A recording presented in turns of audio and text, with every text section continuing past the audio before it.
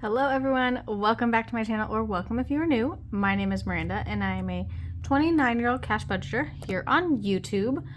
You can probably hear Minerva playing, or Minerva's sitting right there at the window as she normally is, my assistant on my desk. Narcissa keeps bringing me her pumpkin to play with that I have shown you all before right here, because we recently got all of her toys out from under the couch. And now she just wants to play with them and love on all the toys she has been missing for however long it has been since she shoved them under there. But anyways, I digress. So recently, actually probably about a month ago, it's been taking me a while to film and get to all the videos that I have been wanting to film due to busyness at work. But my partner's sister, Lucy, so this is for you, Lucy, has purchased some items from my shop to start her cash budgeting journey, and was like, I don't know where to start. And I realized I had planned at one point to film a video about this and then never did it. So, and I hope I explained some of this well, but I'm going to kind of walk through the process of how I started cash budgeting. And maybe it'll help you all start, or somebody you know start cash budgeting. Yeah. So when I started cash budgeting, it was maybe, what year is it? Maybe 3 years ago. And I was just noticing I was spending too much money on my cards, and I wanted to be better about the money that I was spending. I was just swiping as if it was nothing. And then I happened upon some TikTok videos and then moved on to YouTube videos. Kind of watching what the process looks like. So what I do now currently that you normally watch is more of a zero-based process. Still not entirely zero-based, but different than what I did when I was starting. So when I started cash budgeting, I kind of just I only had 1, 2, 3, 4, 5, 6. I had 6 envelopes. These were the envelopes I actually started my budgeting journey with. 3 years ago. I kind of looked back at some pictures I had and some things. And these were the only things I would stuff. My bills would still come out of my account. My bills would come out of my account. I would still have buffer money in my account. I would have a certain amount of cash that I would pull out for, actually I forgot to add this on here. I called it my spending. And that just went in my wallet. So I had spending money, and that was the only amount of money that I was able to spend, just frivolously, if that makes sense, for that paycheck. And like I said, bills came out of my account, so those were paid. But these were categories that I wanted to make sure that I was intentionally saving for, or intentionally had money for. I'm trying to remember what my paycheck was at the time, but we're just going to go, I'm just going to say that I was being paid, I wish I remembered. We'll ignore that part. So after my bills came out, I would pay my bills, and then I would think about how much total per year I would want in each of these categories.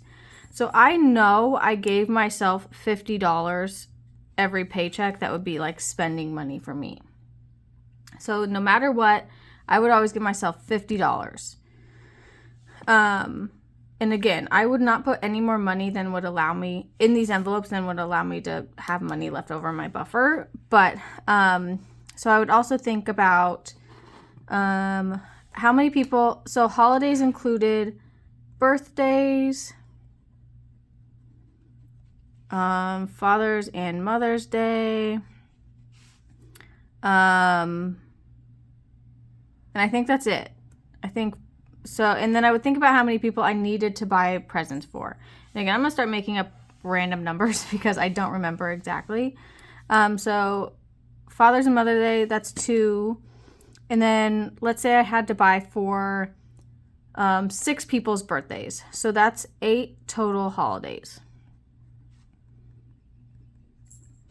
I know the amount that I like to spend at least for each holiday, or typically it's maximum for each holiday is $50.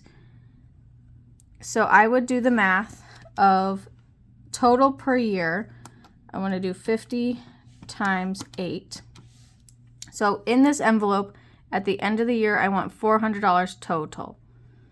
And that's not, like, you also have to keep in mind, like, Father's Day happens in June and Mother's Day happens in May. So, like, making sure you have the right amount for when birthdays fall and when those holidays fall.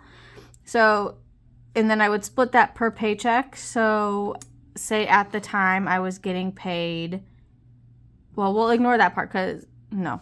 So, I was getting paid every 2 weeks. So, that's 24 paychecks a year. So, 400 divided by 24. That means I would put $16, or I would round it up to $17 per check. And I would do the same thing for the other envelopes. So I know how much, so this is for vet bills and emergency for them. I know their vet bill typically comes out to about 400, what is it actually? Let's just say their vet bill comes out to 400. So it'll be the same thing. So 400 total per year. And then that would be 400 divided by 24 per check, or 24 checks again. So that'd be 17 per check. For Babes and Me, so this is like anniversary, his birthday, Valentine's Day, and anything else that I just want to spend on him. So let's say I wanted to have just 600 in here total per year. So that is 600 divided by 24 checks. So that's $25 per check. And again, keeping in mind like when these things fall. So for instance, our anniversary falls in March, Valentine's Day falls in February, his birthday's in October. So keeping in mind those things, and just making sure I had the right amount of money then. So that's kind of how I did it. So I had determined numbers that I wanted to meet each year. So, and also thinking about like generally how much bills are. I like looked back in the past at how much I had paid for things. I wanted to start building up my emergency fund, and I wanted to get it to 800 that year. So 800 total per year. Sorry if I am shaking the camera. And so then I did 800 divided by 24 checks. So that's rounded up to $34 per check. Travel or vacate, if you like this, for me, vacation was like anything me and my partner were doing, and then travel was traveling to and from our family's houses because we don't live near our family. Oh, Narcissa. She's crazy. So it encompassed both. We had a vacation plan, so I knew how much that was, and then also roughly how much tickets cost and things like that for travel. So I tried to save $1,000. That's typically what my goal used to be for travel. It obviously differed during COVID because it was COVID and travel was not the same. Total, so $1,000 per year. Hi, baby. So 1,000 divided by 24, and that's 42 per check. Fun or self-care, this goal was always really low. I kind of do the same thing now, but like my goal is always just how much I want to spend on my nails plus a little bit. So I had 100 as my goal, but that was per month.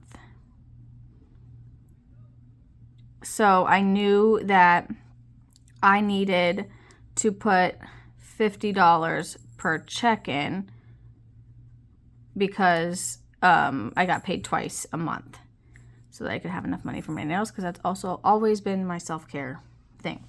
But it typically doesn't cost that much. So, and then car maintenance, I would think about how much oil changes cost, how much my registration, how much my inspection, as well as just having a little bit of a buffer in there. I'm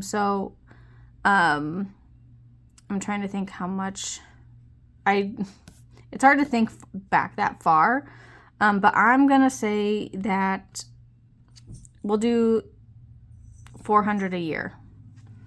Probably not enough, to be honest, because that doesn't even cover my deductible, but just thinking about it from the standpoint total per year. So 400 was $17 per check. So then now I can calculate how much per check how much each check I need to put into my envelopes. So it was $17.25. And again, these numbers, think about them personally for you and do the math for you and then divide it by how many times you get paid. It's different than what I do currently, but this is not zero-based. What I currently do is zero-based. So total 17, 25, 17, 34, 42, 50, 17, 50. So total per check, what color do I want to do? We'll do this blue color. Total per check is $252.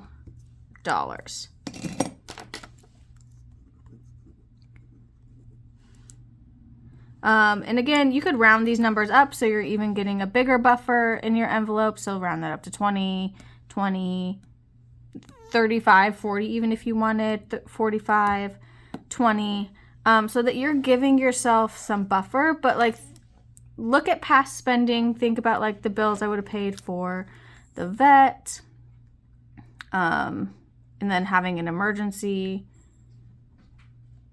Babes and Me, anniversary, birthday, Valentine's, and then buffer, holidays, all these ones that I talked about down here. You kind of got to determine how much you want to spend, per person, as well as what other things you want. Emergency, I just thought about how much I want each year just to have a little buffer for myself in case anything happens. Travel, if you have anything planned, think about that, as well as like any extra buffer you would like. Self-care, think about, you could either determine a number, like just a set number you want each month, or however you want. Car maintenance, oil, inspection. What else did I say? Oil, inspection, and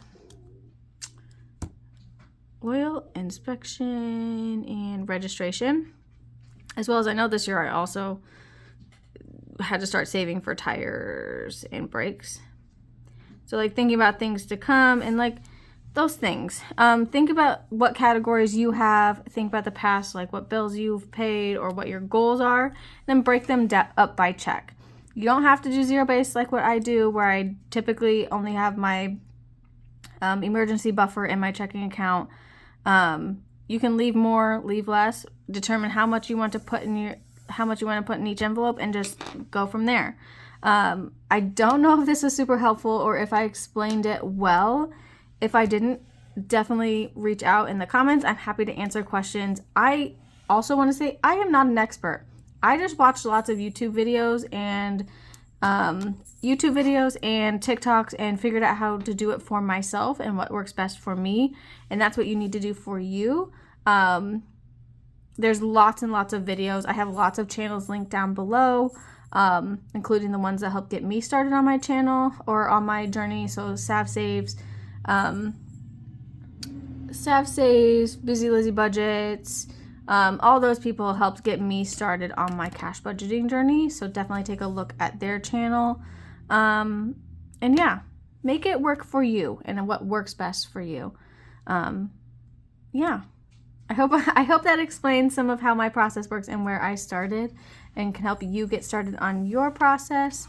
I hope you all have a great day, and thank you so much for watching. If you haven't liked or subscribed to my channel, we would love to have you join. We're a happy family, very supportive over here. So thank you all for watching. Bye.